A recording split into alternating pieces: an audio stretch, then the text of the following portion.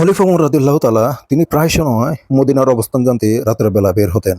একদিন হঠাৎ করে একটি ঘরের ফাঁক দিয়ে যাচ্ছিলেন। হঠাৎ করে তিনি শুনতে পান মা মেয়ের কথোপকথন।